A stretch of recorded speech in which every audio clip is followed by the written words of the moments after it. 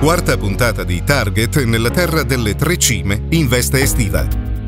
Una terra tanto splendente che si fatica a pensarla tra le devastazioni della guerra.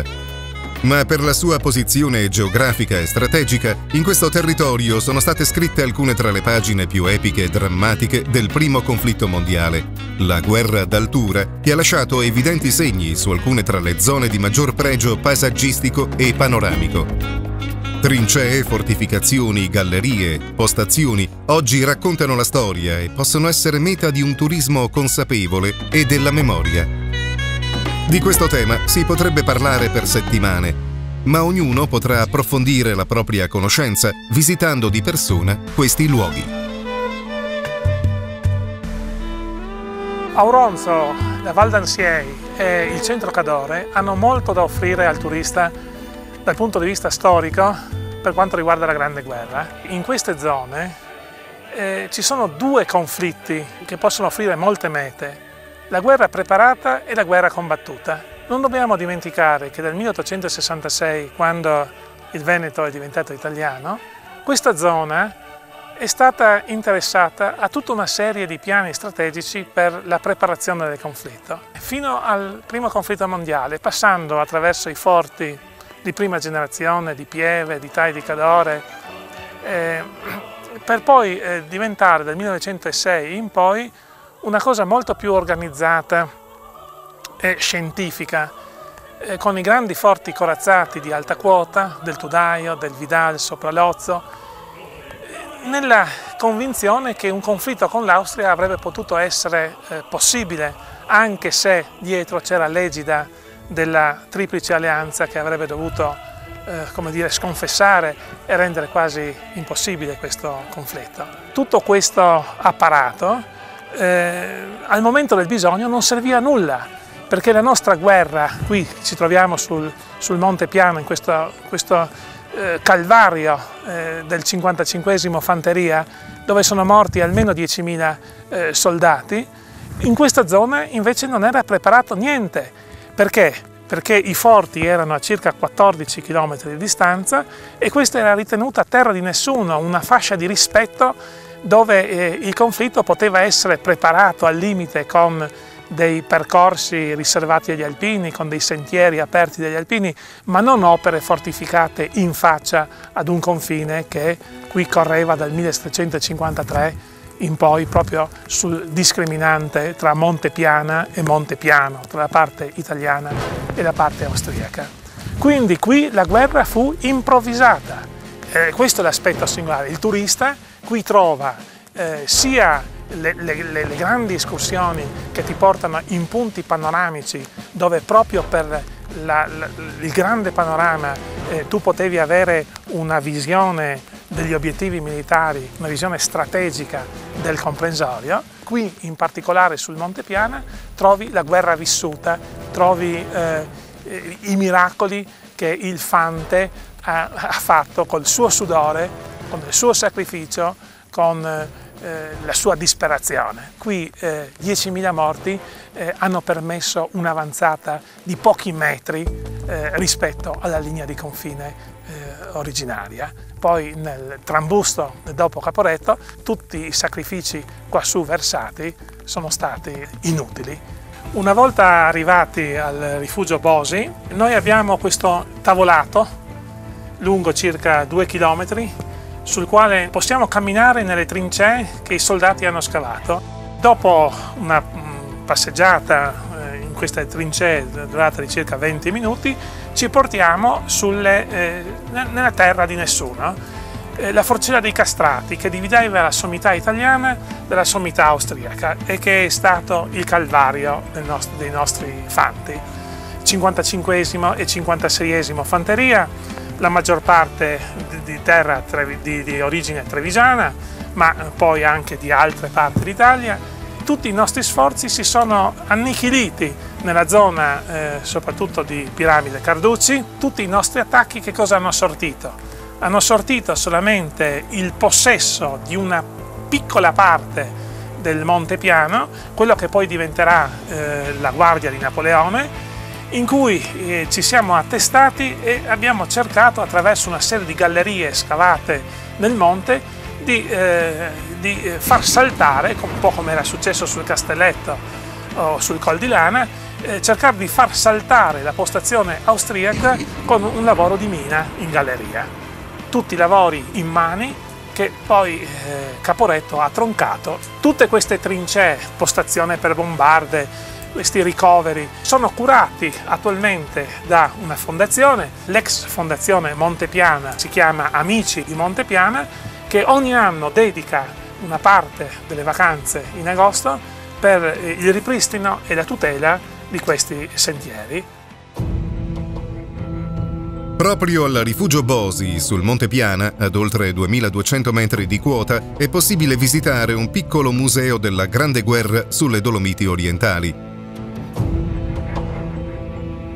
E nel museo del Palazzo Cortemetto, nel centro di Auronzo di Cadore, vi è un settore dedicato allo stesso tema.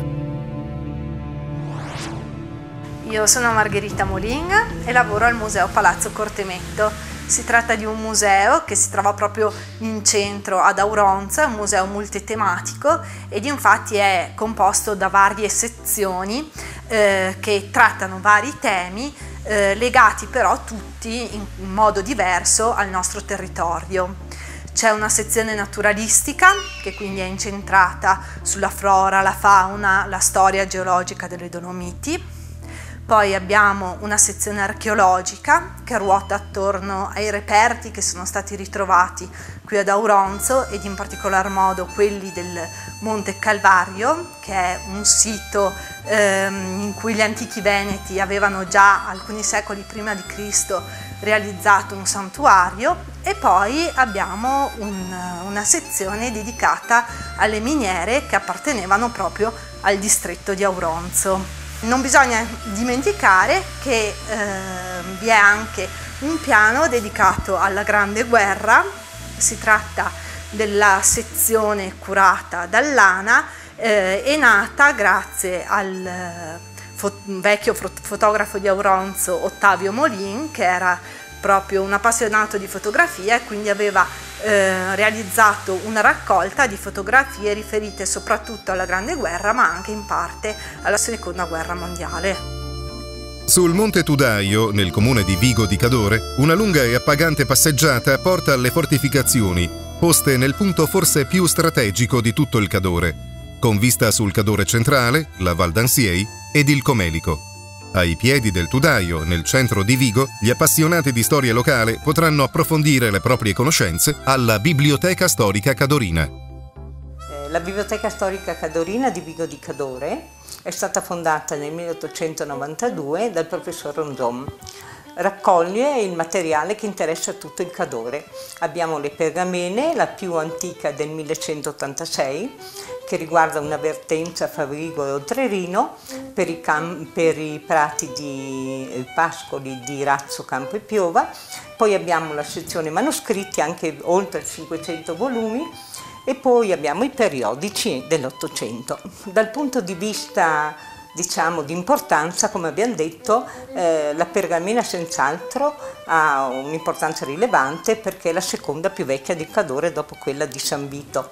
È piccolina, come vedete, facciamo vedere la fotografia e vedete che sono presenti i rappresentanti della regola di Vigo con i rappresentanti della regola di Oltrerino e in fondo c'è la firma del notaio. Qui abbiamo tutti i simboli dei notai cadorini.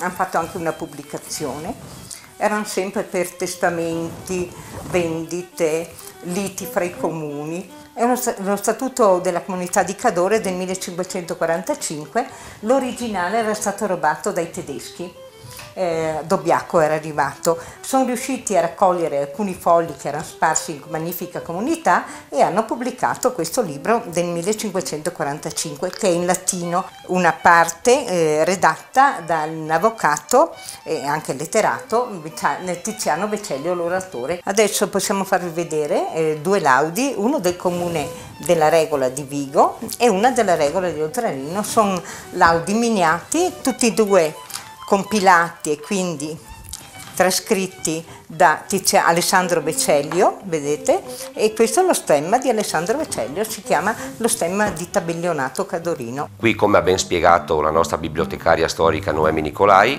sono conservate pubblicazioni e libri storici che io invito tutti appassionati e studenti di passare a visitare questa biblioteca. Noemi sarà ben felice di presentarvi tutto il patrimonio che abbiamo all'interno.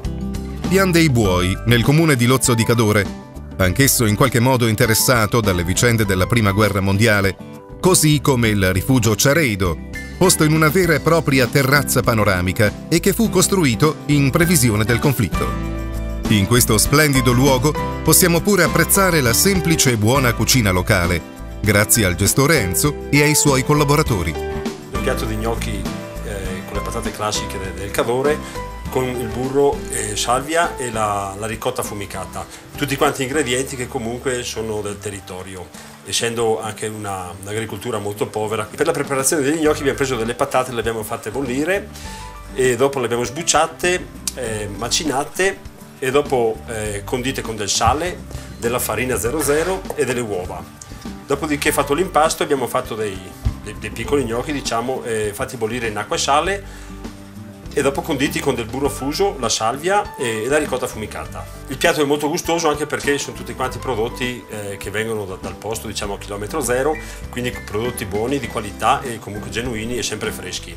A Rifugio Ciareido potete degustare molti altri piatti sempre fatti con prodotti della nostra terra, che possono andare dallo risotto con i funghi alla zuppa d'orzo, a delle tagliatelle con la selvaggina o anche il pesto di sciopettin, dopo della polenta, le salsicce di cervo, formaggio fuso, dei salumi. Vi invitiamo qui a visitarci qui a Rifugio Ciareido, dalle Marmarole orientali, dove potete assaporare questi piatti genuini che con quest'aria sono ancora più buoni. Termina così anche questa puntata di Target nella Terra delle Tre Cime. Ancora una volta, appuntamento alla prossima!